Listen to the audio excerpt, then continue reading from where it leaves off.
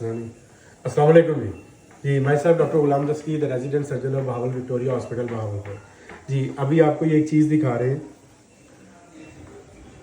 जी, ये देखें। तो आप में से कितने लोग हैं जो इसको जानते हैं कि ये क्या चीज़ है और ये किस चीज़ के लिए इस्तेमाल होती है। ये देखें, ये थी और उसके बाद ये टूटे हुए इसके जो हैं, ये इसका सेगमेंट है, ये भी टूटा हुआ है, और ये एक सेगमेंट है, ये भी टूटा हुआ है, और ये भी टूटी हुई है, और ये ऐसे है। ठीक है, चलें अब मेरी तरफ आ जाए।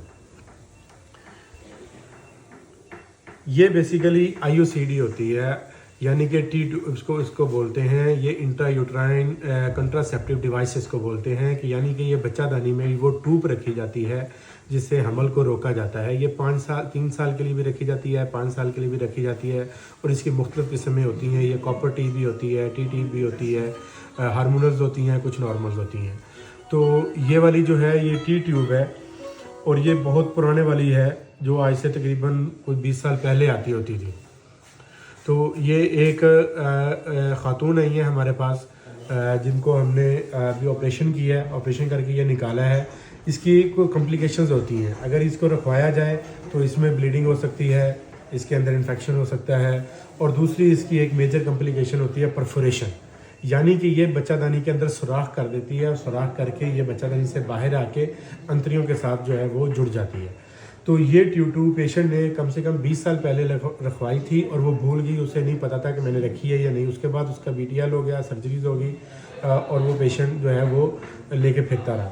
अभी 20 साल के बाद हमारे पास आए हैं एब्डोमिनल पेन के साथ, कॉन्स्टिपेशन के साथ, और फर्दर इन्वेस्टिगेशन उन चीज़ों पे पता चला है कि ये जो है टी ट्यूब है जो परफोरेशन होकर उसके सीकम और सिग्माइड कॉलन के साथ जाके अटैच थी। अभी हमने मिड लाइन लेप्रोटमी की है, ये आपको साथ वीडियो भी नज़र आ रही होगी जो हमने अभी लेप्रोटमी की है, वो मैं साथ लगा दूंगा।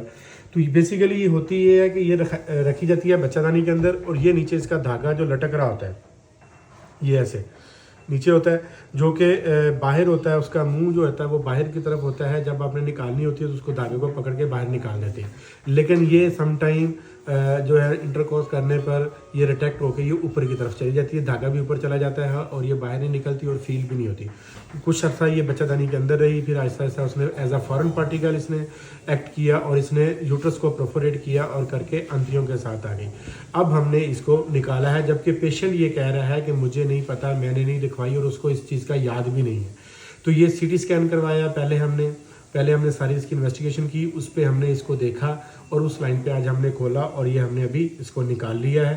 तो ये आपको वीडियो बनाने का और दिखाने का मकसद सिर्फ अवेयरनेस है कि अगर ऐसी कोई चीज़, कोई प्रोसीजर्स आप करवाते हैं तो उसका रिमाइंडर्स आपको लाजमी होना चाहिए। अगर उसकी कोई इस तरह के कुछ सिम्टम्स आते हैं तो आपको उसकी सारी कॉम्प्लिकेशंस के बारे में पता होना चाहिए कि ये जो मैं प्रोसीजर करवा रहा हूँ इसके क्या क्या नुकसान हो सकते हैं।